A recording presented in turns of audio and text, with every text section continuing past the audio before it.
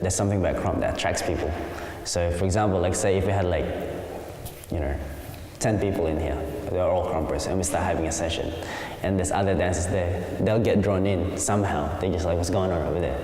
You know what I mean? So it could be, regardless of what it is, they're curious, they're like laughing at it, because but still, it's an energy that draws people in.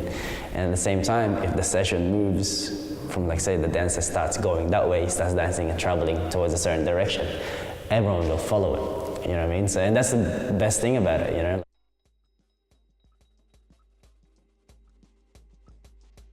How would I describe Krump?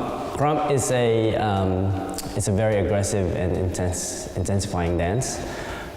People might look at it as angry and stuff like that, but that's the misconception of it all.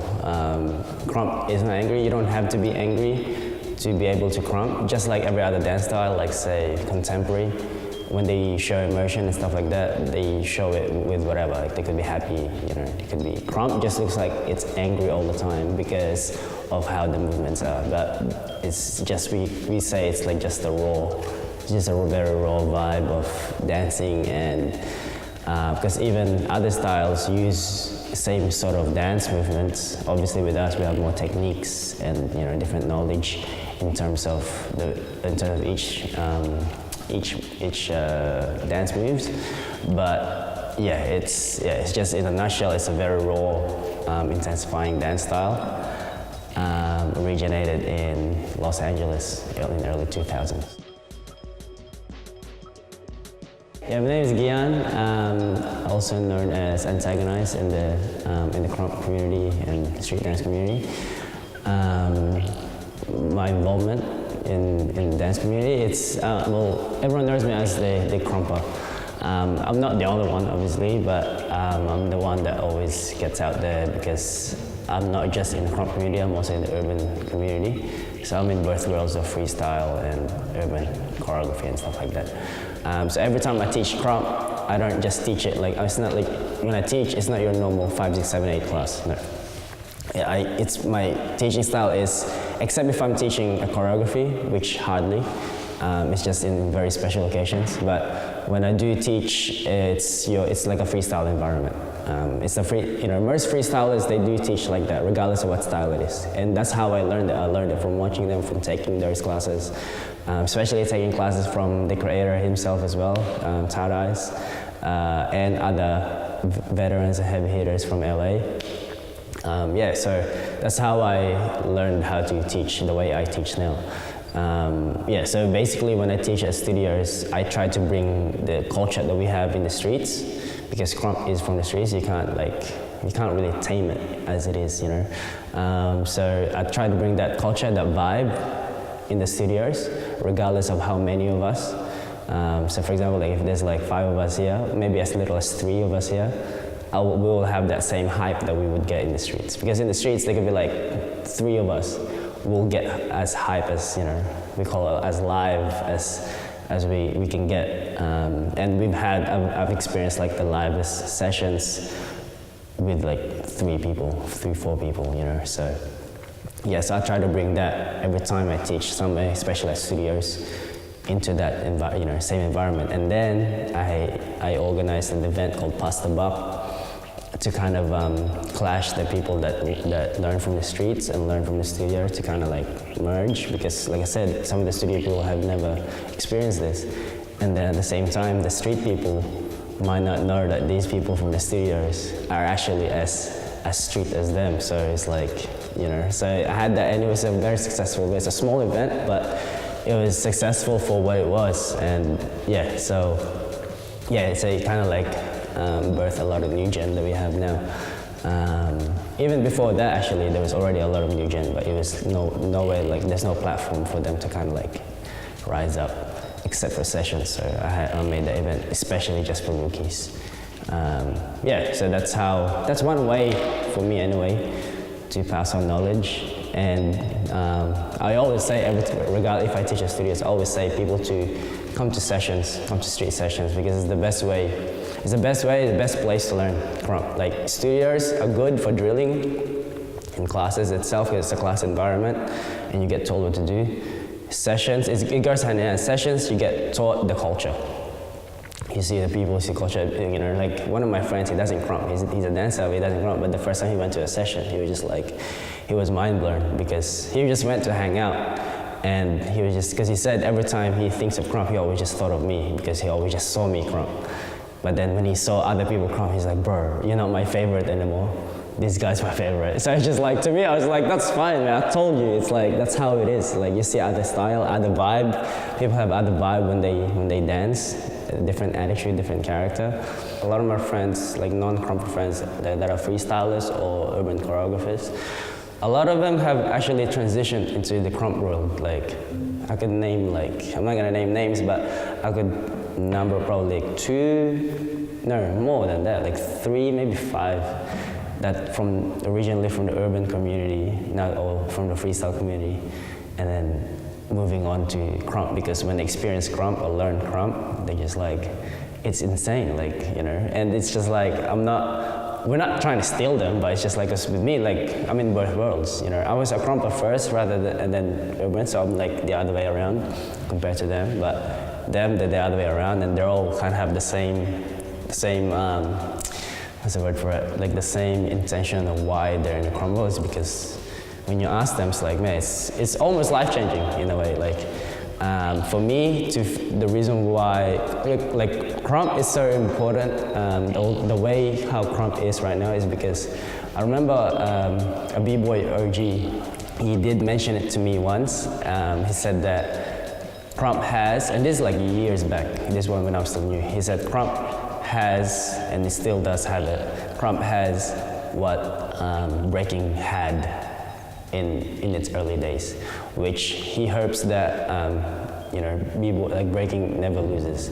And like, I somehow, like, I agree, but at the same time, when you watch, if you ever follow, I don't know if you guys know, MZK, like Mighty Zulu Kings, they're like a worldwide, if I'm not mistaken, a worldwide b-boy. I think they're a crew or an organization, but yes, it's like a worldwide thing.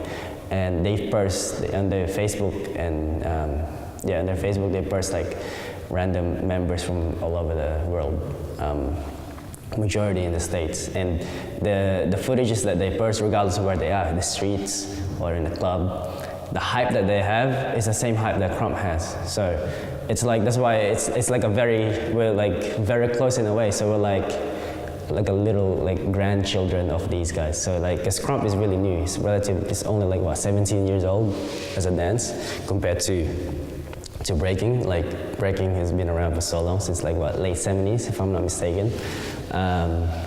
So yeah, so it's like, it's the hype that they have, the energy that flows around the session.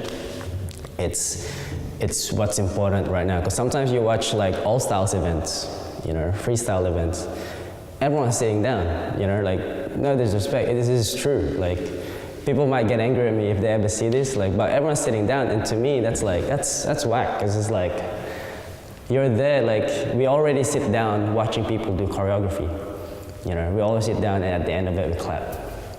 You know, like, as a dancer, especially freestylers, we don't want that. Like, you know, what we want is people to actually get down with you. Like, regardless if one person is dancing, you know, when you watch Krump, everyone's pretty much dancing with you. Like, you know, you're bouncing like this, and everyone's doing the same thing.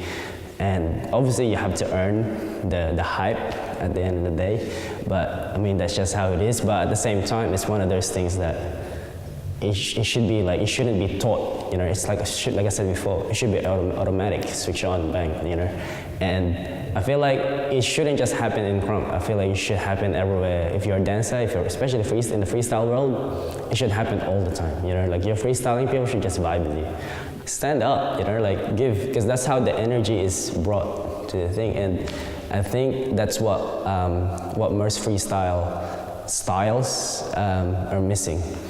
And yeah, so it's just like, you know, people most likely when someone's dancing, they look for something like, whoa, you know, they look for something. It's like they're waiting for someone to fly before they can get a woo. You know what I mean? In Krump, it's not like that. It shouldn't be. You know, it should just be like an encouragement. The reason why we hype each other is it's a form of encouragement. You know, the more the dancer brings out, the more the crowd will give you. It's like a compensation.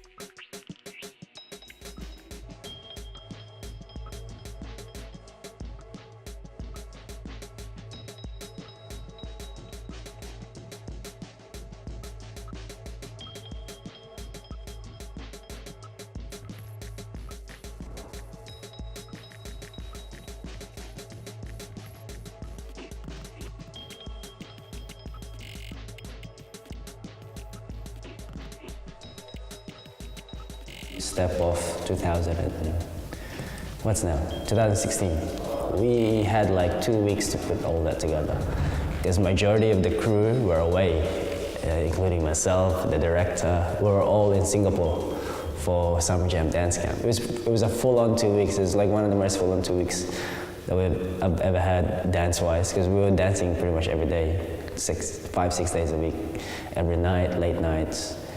Yeah, and we did it, you know, by the, like 2 days, I think, maybe 3 nights, maybe like 2 nights before the event, we finished it. The night before, that's when we were actually polishing everything, so we were just like, it was intense, man, like, it was stressful. It's always stressful, but it's fun at the end of the day. Yeah, so and then we ended up winning Step Off. Yeah, I mean, it's never always about winning, but obviously when you, like this is just me personally, when you do train for a competition, why are you training for? You're training to win, like that's the end goal, because it's a competition. If you're not training to win the competition, then why are you doing the competition? You know what I mean? Like, but at the end of the day, it's all more self-development as well. Regardless if we won or not, I reckon if we came last, it would still be one of my probably favorite moments because it's Karanicolas is one of my favorite rappers right now anyway. Just doing that set too, just like I felt like I was dancing for him, you know. And then just the mix itself, the order of the songs, the vibe created through it. It's just like it felt like everyone was saying that it felt like they were watching a Karanicolas concert. And then we were just like, yeah, that's what we wanted. Because every other song were live versions as well. So every other Karanicolas songs were live versions. So it's kind of like, yeah, it was mad because we wanted to like really do it justice. It's like doing a Michael Jackson piece, Michael Jackson song. You want to do a lot of dancers have already done great things with Michael Jackson. So if you do another Michael Jackson piece, it's like, okay, let's see what you got, you know.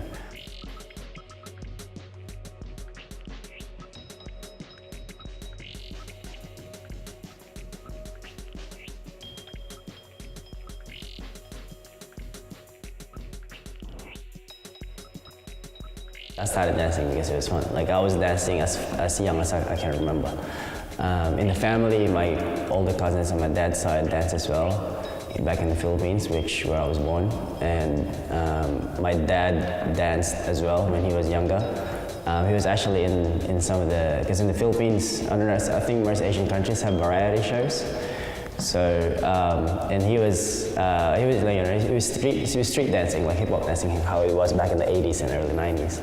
So he was so he lived that over in the Philippines. So and then I was just influenced by dancing when I was young. So yeah. When I moved to Australia, I wasn't actually dancing. I was more doing martial arts. I was doing taekwondo. I got exposed to dancing again, like through movies and just like being around. And like I said again, it was fun. So I just, you know, find the nearest crew there was, and then some of my friends from high school, which I'm still one person actually, I'm still friends with now. He still dances as well. So he's yeah. So me and him, we've been dancing together since 2008. We started Krump together, like with our journey anyway in the Krump community.